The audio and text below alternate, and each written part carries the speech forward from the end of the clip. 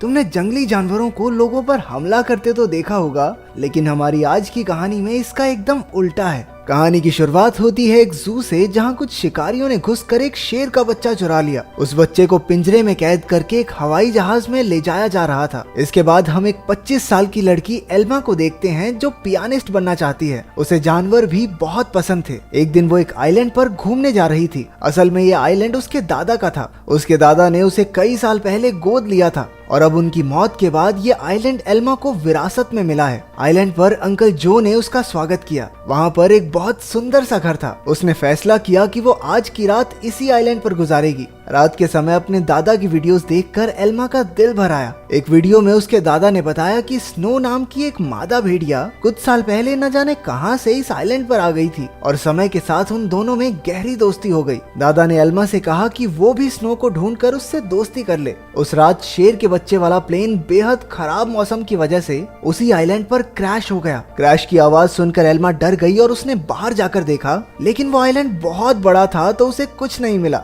अगली सुबह चार्ल्स और एली नाम के दो नौजवान वहां आए। उन्होंने स्नो को कैद करने के लिए जाल बिछा दिया। असल में वो भेड़ियों के पार्क के मालिक थे और उसके लिए स्नो को पकड़कर ले जाना चाहते थे। कुछ देर बाद स्नो जाल में फंस गई, लेकिन अपनी सूझबूझ से चार्ल्स और एली के आने से पहले ही वो जाल काटकर भाग निकली। फिर वो तैरकर आइलैंड की दूसरी ओर जा पहुंची, जहां उसकी मुलाकात एल्मा से हुई। पहले तो एल्मा घबरा रही थी, लेकिन फिर उसने अपने दादा की बात याद की और स्नो को पुचकारने लगी। कुछ देर बाद एल्मा प्लेन क्रैश की जगह पर पहुंची। खुशकिस्मती से शेर के बच्चे को कोई चोट नहीं पहुंची थी। वो एक पक्षी के घोंसले में गिर गया था, लेकिन पक्षी ने उसे नीचे धक्का दे दिया और इसके बाद वो सीधा जाकर एल्मा की गोद में गिरा। एल्मा भी उसे अपने साथ घर ले आई। उसी वक्त स्नो भी अपने छोटे बच्चे के साथ घर में आ गई। घर में 3 प्यारे जानवर देखकर एल्मा बहुत खुश थी। उसने तुरंत अंकल जो को बुलाया, लेकिन उन्होंने एल्मा से कहा कि इन खतरनाक जानवरों को घर में रखना ठीक नहीं है, तुम्हें इन्हें जू वालों को दे देना चाहिए।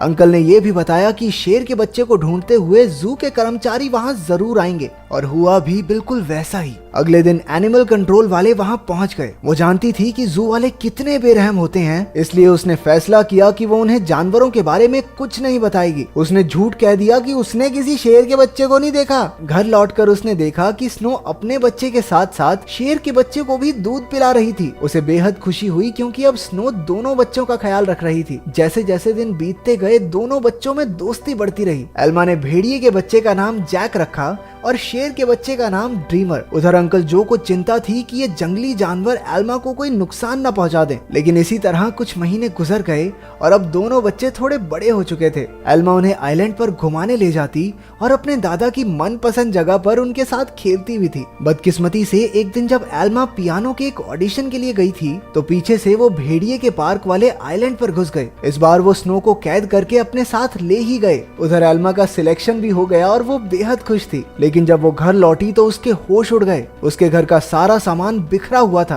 क्योंकि दोनों बच्चे भूख की वजह से परेशान हो गए थे। एल्मा ने स्नो को ढूंढने के लिए पूरा आइलैंड छान मारा, लेकिन स्नो तो वहाँ थी ही नहीं। अब उसे ही बच्चों का पेट भरना था, इसलिए उसे ना चाहते हुए भी अपनी पियानिस्ट की नौकरी छोड़नी पड़ी। एक दिन अंकल जो फिर से वहाँ आए और खूंखार जानवरों को अब तक वहाँ देखकर गुस्से से भर गए। उसने एल्मा से उसी वक्त जानवरों को जू में भेजने को कहा, लेकिन एल्मा ने उन्हें समझाया कि उसके दादा की यही इच्छा थी कि वो जानवरों के साथ रहे, और फिर जू में न जाने इन मासूमों पर कितने अत्याचार होंगे। आखिरकार अंकल जो भी मान गए और एल्मा को गले से लगा लिया। अब उनका सारा समय जानवरों को खाना खिलाने और उनका पूरा ध्यान रखने में जाता था। एल्मा को जैक और ड्रीमर से बहुत प्यार था और बदले में जानवर भी उस पर जान छिड़कते थे। देखते ही देखते 1 साल गुजर गया और अब दोनों जानवर बड़े हो गए थे। अंकल जो शहर से उनके लिए मांस लाया करते थे, लेकिन उनके पास जाने में उन्हें डर लगता था। उन्होंने फिर से एल्मा को समझाया कि इनके साथ रहना खतरे से खाली नहीं है, लेकिन एल्मा किसी कीमत पर उन्हें छोड़ने को तैयार ही नहीं थी। एक दिन एक माँ बेटी कश्ती में आइलैंड के नजदीक आए। उन्हें देखकर जैक उनके पास जाने लगा। जैसे ही एल्मा ने ये सब देखा, वो जैक को रोकने के लिए भागी, लेकिन वो एक पत्थर से टकराकर नीचे गिर गई और उसके सर में चोट लगने की वजह से वो उसी वक्त बेहोश भी हो गई। वो माँ बेटी ये सब नहीं देख पाई और वापस कश्ती में चली गई। कुछ ही देर में जैक और ड्रीमर एल्मा के पास आए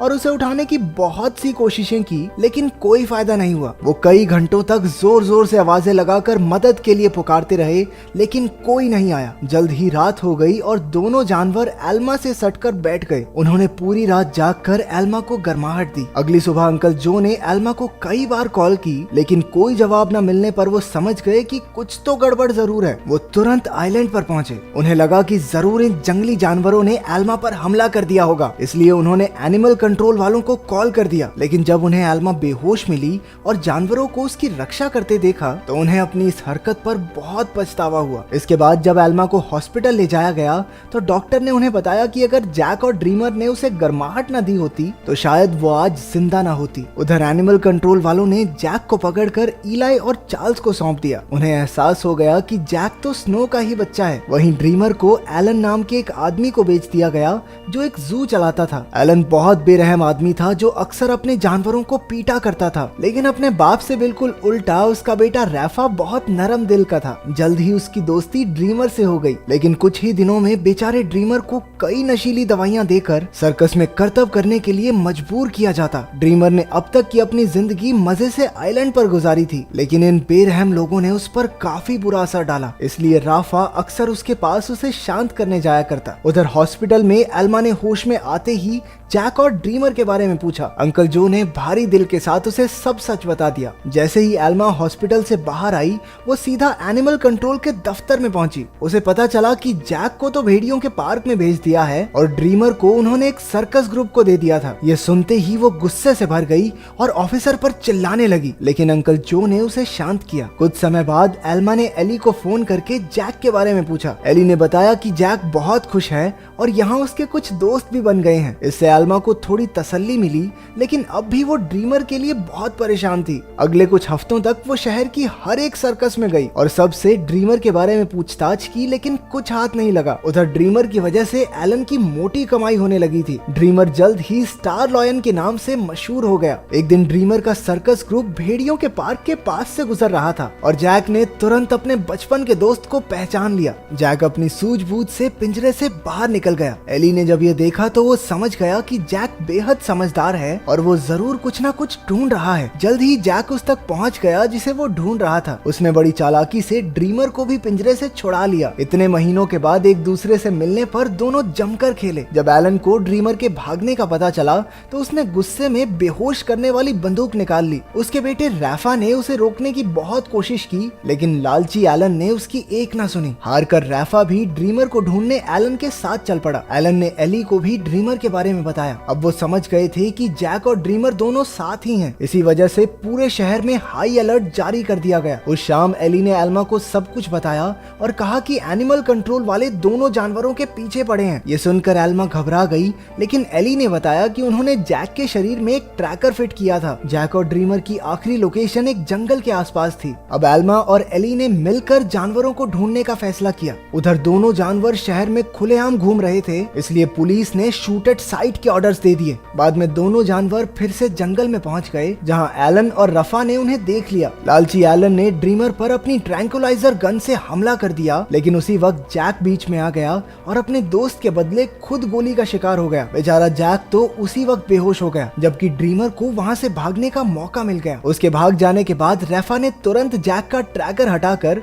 उसे एक दवाई दे दी, जिससे बेहोशी की गोली का असर खत्म हो जाए। कुछ देर बाद बाप बेटा एक बार में पहुंचे और एली और एल्मा भी एक ट्रैकर के जरिए उन तक पहुंच गए। एलन ने उनसे कहा कि उसके पास कोई ट्रैकर वगैरह नहीं है और उन्हें बाहर भेज दिया, लेकिन समझदार रैफा ने बाथरूम का बहाना बनाकर एली और एल्मा को सब सच बता दिया। वो उन्हें जंगल में ले गया, जहां आखिरकार उन्हें ड्रीमर मिल गया। इसके बाद ड्रीमर उन्हें एक झोपड़ी में ले गया, जहां जैक आराम कर रहा था। खुशकिस्मती से उसे सही टाइम पर होश आ गया था, लेकिन तभी उन्हें पुलिस के आने का शक हुआ तो एल्मा ने दोनों जानवरों को खुफिया रास्ते से भगा दिया। अब आइलैंड तक पहुंचने के लिए उन्हें सिर्फ एक नदी पार करनी थी। पुलिस से बचने का एक यही रास्ता था, लेकिन वहाँ कोई कश्ती नहीं थी, इसलिए सबको तैर कर ही जाना होगा। जैक तो उसी वक्त फुर्ती से नदी में तैरने लगा, लेकिन ड्रीमर पानी से डरता था। एल्मा ने उसे हिम्मत देने की बहुत कोशिश की, लेकिन ड्रीमर वापस जंगल की ओर मुड़ गया। जैसे ही जैक और एल्मा तैर रहे थे, उन्हें बंदूक चलने की आवाज सुनाई दी। इसका मतलब ये था कि ड्रीमर अब इस दुनिया में नहीं रहा। आइलैंड पर पहुंचकर एल्मा फूट फूट कर रोने लगी, लेकिन ड्रीमर अचानक उसके सामने आ गया। असल में वो जंगल में पुलिस वालों को भटकाने के लिए गया था। उसे जिंदा देखकर सभी खुशी से झूम उठे। आखिर एल्मा ने जैक और ड्रीमर के लौटने की खुशी में पार्टी में पियानो बजाया। अब उनका परिवार पूरा हो गया था। अंत में एल्मा ने सबको अपने प्यारे जानवरों की कहानी बताई, जिससे सभी लोगों के दिल भर आए और वो तीनों खुशी खुशी फिर से एक साथ रहने लगे। तो तुम्हारा फेवरेट जंगली जानवर कौन सा है और क्या तुम उसे पालना चाहते हो? कमेंट्स में जरूर बताना। मिलते हैं अगली वीडियो में।